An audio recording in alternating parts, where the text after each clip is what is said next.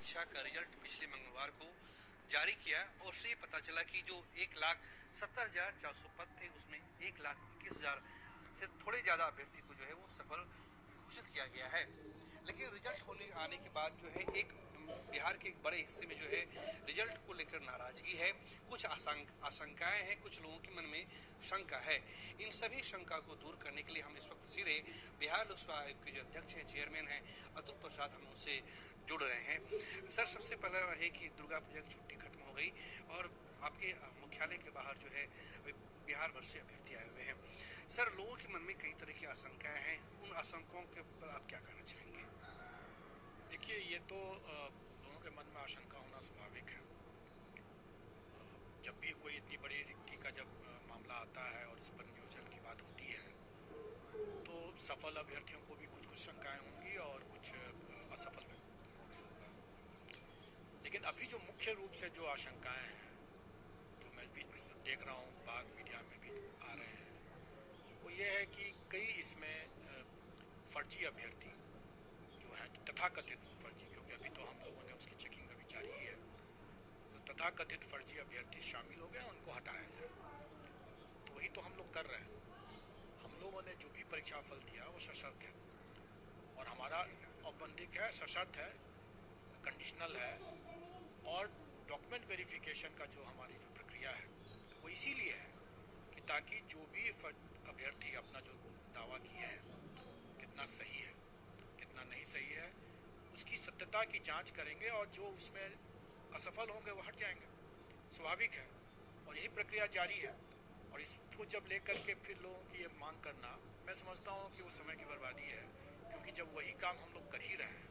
हम लोग अब जो भी फर्जी है, चाहे किसी भी तरीके, अगर कोई व्यक्ति अपने आवेदन में कोई दावा करता है, चाहे वो अपने आरक्षण कोटि को लेकर के, अपने आयु को लेकर किसी भी तरह का दावा करता है, अगर वो हमारे सिस्टम के हिसाब से हमको जब उसको चेक करना है, वो चेकिंग का काम हम डॉक्यूमेंट वेरिफिकेशन के समय ही करते हैं। हम लोग उसको सही मान करके मेरिट लिस्ट बनाए और उस मेरिट लिस्ट के हिसाब से हम लोगों ने डॉक्यूमेंट वेरिफिकेशन के लिए लिस्ट भेज दिया और ये सशर्त रिजल्ट है। अगर डॉक्यूमेंट वेरिफिकेशन में सफल होंगे वो चयनित हो जाएंगे, वो योगदान दे सकेंगे। नहीं सफल होंगे तो हट जाएंगे। और उनके ऊपर तो हम लोगों ने ये भी कर रखा है कि अगर कोई कदाचार का श्रेणी में जो आएगा तो उस पर कदाचार के रूप में भी कार्रवाई होगी। सर, एक सवाल ये है कि जो 2 नवंबर को नियुक्ति पत्र दिया जाना है, ट्रेनिंग भी है, सर आखिरी तारीख आपने डॉक्यूमेंट वेरिफिकेशन की क्या रखी है? देखिए, आप अवगत होंगे कि डॉक्यूमेंट वेरिफिकेशन का जो 9, 10 और 11, 12 का आयोग ने कराया था, उसके बाद कई अभ्यर्थियों ने ये शिकायत की थी कि उनका पार्शियली वेरीफाइड हुआ है। स्वाभाविक है कि ऐसे पार्शियली वेरीफाइड को भी हमें बेनिफिट ऑफ डाउट देने की आवश्यकता थी। उसके अलावा बड़े पैमाने पर अभ्यर्थी अनुपस्थित रहे थे और उसका हम लोगों ने यहाँ पर उनके आवेदन को पोर्टल से जांच किया और उसमें जहाँ जहाँ हमें डाउट रहा वहाँ वहाँ हम लोगों ने डाउट मानते हुए उनको बेनिफिट ऑफ डाउट दिया। और जो क्लियर कट मामले थे, जो छंटने वाले थे, लगभग 10,000 के आसपास हम लोगों ने छांट भी दिया। सर, ये 10,000 जो अभ्यर्थी है, मतलब कि फर्जी दस्तावेज के साथ जिनको आपने हटाया है, जिनका देखते के साथ ही, पोर्टल पर देखते के साथ ही जिनका गलत था, उनको हम लोगों ने पहले अपने ही स्तर पर छांट दिया। लेकिन आप जानते हैं कि 9, 10 और 11, 12 का जो डॉक्यूमेंट वेरिफिकेशन हुआ तो वो पूर्ण रूप से एक्यूरेट नहीं था, क्योंकि उसमें कई लोग संदिग्ध हो गए थे। कई लोगों का पार्शियली वेरीफाइड हुआ तो उन्होंने शिकायत किया था कि भाई मेरा तो सही होने के बावजूद पार्शियली वेरीफाइड हो गया। और इन सब कठिनाइयों को देखते हुए हम लोगों ने यह भी तय किया कि प्राथमिक का टीवी हम यहाँ पर नहीं करेंगे और इसीलिए शिक्षा विभाग के साथ तालमेल बैठाते हुए हम लोगों ने कहा कि ये टीवी का प्रोसेस जो है वो शिक्षा विभाग जब योगदान देने के समय आएगा उसी समय किया जाएगा, उस समय छट जाएंगे। अभी आपने देखा होगा कि मुझे जो सूचना है उसमें लगभग 5 से 10,000 के बीच में लोग अभ्यर्थी ऐसे हैं जो कि डॉक्यूमेंट वेरिफिकेशन में छट रहे हैं। स्वाभाविक है, छटना ही था उनको, अगर वो गलत है तो छटना ही है। लेकिन कई ऐसे मामले भी होते हैं जिसमें हमें टीवी के दौरान, मतलब जो शिक्षा विभाग को कि टीवी के दौरान उनको संदेह का लाभ देने की मजबूरी है। जैसे एक दृष्टांत मैं बता सकता हूँ, अभी मीडिया पर ही आ रहा था कि वो बीएड है और उसका इसमें हो गया, प्राइमरी में हो गया, अब अगर उसने अपने दावा में अगर उसने डिप्लोमा भी लिखा होगा, वैसे हमें ये नहीं भूलना चाहिए कि कई 10,000 से करीब ऐसे अभ्यर्थी थे जो बीएड भी थे और डिप्लोमा भी थे। अगर उसने अपने दावा में अगर कहा है कि भाई हम तो डिप्लोमा है, तो हम तो उसको डिप्लोमा ही मान करके देंगे। डॉक्यूमेंट वेरिफिकेशन में अगर डिप्लोमा का सर्टिफिकेट नहीं देता है तो छट जाएगा। इसी तरीके से किसी ने बताया कि कोई कैंडिडेट है जिसका चयन हो गया और एसटीईटी जो है वो पास भी है, लेकिन वो डोमिसाइल बिहार का नहीं है, जबकि एसटीईटी में ऐसी बातें थी। तब तो ये पहले तो देखना होगा कि एसटीईटी में उसको कैसे वो प्रमाण पत्र मिल गया। अगर 2019 में मिला तो इसके बारे में तो आवश्यक अनुसंधान जो होगा तब पता चलेगा। अभी हमें क्या करना है, मतलब अभी डॉक्यूमेंट वेरिफिकेशन के स्तर पर यह एक प्राइमा फेसी देखा जाता है कि उसके पास में एसटीईटी का एक वैलिड डॉक्यूमेंट है, और ये देखा जाएगा कि एसटीईटी का ये वैलिड डॉक्यूमेंट क्या उसने जालसाजी करके प्राप्त किया या उसका सही तरीके से प्राप्त किया, ये आगे अनुसंधान का विषय है। और अभी हम लोग उसको रोक नहीं सकते, क्योंकि हम लोग का जो इंडियन लीगल जूरिस्प्रूडेंस है कि हर कोई निर्दोष है जब तक कि वो अपराधी घोषित नहीं हो जाए, इनोसेंट टिल प्रूव्ड गिल्टी।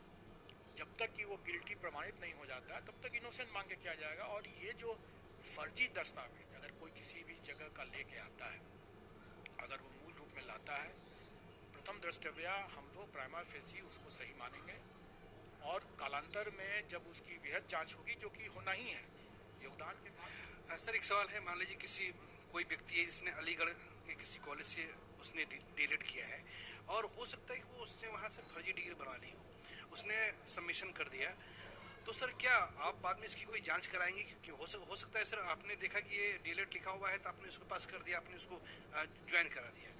देखिए ये काम शिक्षा विभाग का है और ये काम होता है, और 100% सभी मामले में होता है, क्योंकि जो भी दस्तावेज उसने अलीगढ़ यूनिवर्सिटी का अगर मान लीजिए दिया है और वो फर्जी है, तो उसकी जांच तो अभी पता नहीं चलेगा।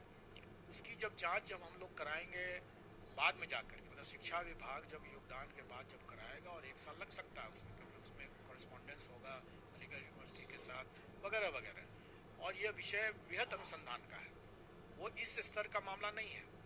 अभी जो डॉक्यूमेंट वेरिफिकेशन जो हो रहा है वो प्राइमा फेसी देखा जाए कि डॉक्यूमेंट उसके पास है कि नहीं, योगदान करेगा, और अगर उसके बाद पता चलता है कि उसका अलीगढ़ यूनिवर्सिटी का वो दस्तावेज फर्जी था तो वो उस समय जेल जाएगा। सर एक सवाल है कि जो अभ्यर्थी है वो कट ऑफ जारी करने की मांग कर रहे हैं कि विषयवार जो है कट ऑफ जारी किया जाए, ताकि उन्हें पता लग जाए वो इस प्रक्रिया में नहीं आना था। कब तक जारी करेंगे? देखिए कट ऑफ हम लोग हो सकता है कि आज ही जारी कर दें, सभी विषय का, सभी आरक्षित श्रेणी का वो मेरे पास आ चुका है। अब इसकी चेकिंग चल रही है, और जब चेकिंग ठीक हो जाएगा तो फिर उसको अपलोड कर दिया जाएगा। इसके साथ साथ मैं ये भी बता दूं कि जो डॉक्यूमेंट वेरिफिकेशन में लोग कह रहे हैं कि बहुत फर्जीवाड़े को छांटा जाए ताकि जो वैकेंसी हो उसको फिर से भरा जाए, और कई बार ऐसे लोग कह रहे हैं कि मल्टीपल रिजल्ट तो दिया गया है जबकि आपको एक ही रिजल्ट देना था एक कैंडिडेट। हाँ, देखिए रिजल्ट तो हम मल्टीपल देंगे, नौकरी उसको हम एक ही जगह करने देंगे। स्वाभाविक है वो एक से अधिक नौकरी नहीं कर सकता है, और जो 2 जगह मान लीजिए छोड़ देता है, अतिरिक्त जगह छोड़ना ही होगा तो वैकेंसी हो जाएगी। तो ये वैकेंसी अगर होती है तो इसको भी हम रेसिडुअल वैकेंसी मानते हुए सप्लीमेंट्री रिजल्ट से भर देंगे। वैसे ये अलग मुद्दा है कि ऐसे मल्टीपल रिजल्ट्स वाले कितने मामले होंगे। आप अवगत होंगे कि 9th-10th में सिर्फ 4 ही ऐसा विषय था जिसमें कि अभ्यर्थी जो हैं वो वैकेंसी से ज़्यादा है, ज़्यादा संख्या में है। वो है सोशल साइंस है, मैथ्स है, साइंस है, उर्दू है। अब इसके अभ्यर्थी अगर आप देखें कि मल्टीपल रिजल्ट्स की बात अगर करते हैं तो कंप्यूटर साइंस का कोई भी विषय 11th-12th में है ही नहीं। कंप्यूटर साइंस का, सोशल साइंस का कोई विषय 11th-12th में है ही नहीं। साइंस करके अलग से कोई विषय 11th-12th में है ही नहीं। तो इसके अभ्यर्थी बहुत कम चांसेस है कि ऐसे अभ्यर्थी जो होंगे जो ऊपर में, मतलब 11th-12th में इसी विषय से जा ही नहीं सकते हैं, किसी दूसरे विषय से वो जरूर जा सकते हैं। मान लीजिए कि अगर साइंस से 9th-10th में किया, फिजिक्स से वहाँ पर 11-12 में किया। ऐसा संभव है, लेकिन ऐसी संख्या बहुत सीमित होगी। और जिन मामलों में वैकेंसी से अभ्यर्थी काफ़ी कम संख्या है, उसमें तो कोई प्रभाव ही नहीं पड़ता है मल्टीपल रिजल्ट का, क्योंकि उसमें तो कोई कैंडिडेट अतिरिक्त बचे ही नहीं है जो अपने मेरिट सब के लिए आ सकें। तो मेरा फिर भी इसमें कहना है कि मान लें अगर 150 जो भी कैंडिडेट्स ऐसे होंगे जो मल्टीपल रिजल्ट से प्रभावित कर रहे होंगे, तो जो मल्टीपल रिजल्ट्स के बाद उनको जब किसी एक जगह के लिए जब वो ज्वाइन करता है, कई बार ये भी लोग सोच सकते हैं कि भाई हमें तो 9-10 में पटना मिल रहा है, 11-12 में हमें चंपारण, पूर्वी चंपारण या कोई भी जिला मिल रहा है जो मेरे शहर के लिए अच्छा नहीं है, मैं वहाँ नहीं जाना चाहता हूँ, तो मैं 11-12 छोड़ करके 9-10 में रहना चाहूँगा। तो उसकी मर्जी होगी। जो भी इस तरह से मल्टीपल रिजल्ट्स के बाद योगदान जहाँ एक जगह करता है, तो जो वैकेंसी उत्पन्न होती है, उस वैकेंसीज को या डॉक्यूमेंट वेरिफिकेशन में जो लोग डिस्क्वालीफाई होते हैं, उस वैकेंसी को, सब वैकेंसी को हम सप्लीमेंट्री रिजल्ट से पूरा करेंगे। और सप्लीमेंट्री रिजल्ट में भी वही प्रक्रिया अपनाई जाएगी, मतलब कि फिर से डॉक्यूमेंट वेरिफिकेशन होगा उन अतिरिक्त अभ्यर्थियों का, और उसमें भी कोई छटेंगे तो फिर से हम उसका भी अनुपूरक फिर निकालेंगे। रिजल्ट या नई मेरिट लिस्ट आप जारी करेंगे क्या? चूंकि अभ्यर्थियों की मांग है कि मेरिट लिस्ट दोबारा जारी की जाए, तो वो सर कब तक? सप्लीमेंट्री रिजल्ट, वही मैं बता रहा हूँ कि सप्लीमेंट्री रिजल्ट बिल्कुल जारी किया जाएगा जब हमारा डॉक्यूमेंट वेरिफिकेशन की प्रक्रिया पूर्ण हो जाती है, मल्टीपल रिजल्ट्स के बारे में पता चल जाता है कि कौन से अभ्यर्थी किस विषय में कौन से स्तर पर ज्वाइन करते हैं, फाइनली कौन योग्य हुए, कौन असफल हुए। जब वो आंकड़े जब हमें मिल जाएंगे, जो भी बैलेंस वैकेंसी बनेगा इससे, उस बैलेंस वैकेंसी को हम अपने सप्लीमेंट्री रिजल्ट से पूरा करेंगे। सर, सीधे शब्दों में ये कहें कि जिनका 1,21,000 में नहीं हो पाया, आप जो नया जो सप्लीमेंट्री जो जारी करेंगे, उसमें नए अभ्यर्थियों को मौका मिल जाएगा? बिल्कुल मिलेगा ही, मिलना ही है। अगर वैसे अभ्यर्थी उपलब्ध हो तो जो योग्य हो। कई विषय मैंने बताया कि उसमें अभ्यर्थी जो है उपलब्धि नहीं है, तो स्वाभाविक है कि उसमें तो कोई फर्क नहीं पड़ेगा।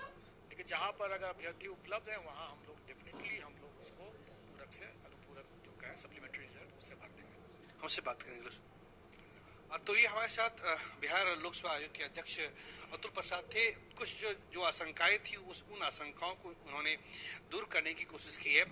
सबसे बड़ी राहत की बात यह है कि जो सप्लीमेंट्री रिजल्ट है वो जारी किया जाएगा एक बार पूरी, अगर जो दस्तावेज जो वेरिफिकेशन है वो प्रक्रिया जब पूरी हो जाएगी तो फिर वो रिजल्ट जारी किया जाएगा। और दूसरी बात है कि जिस कट ऑफ की मांग हो रही थी, उस कट ऑफ को भी आज संभवतः आज वो जारी किया जाएगा। कैमरा पर्सन फिरोज के साथ प्रीतम कुमार, कशिश न्यूज, पटना।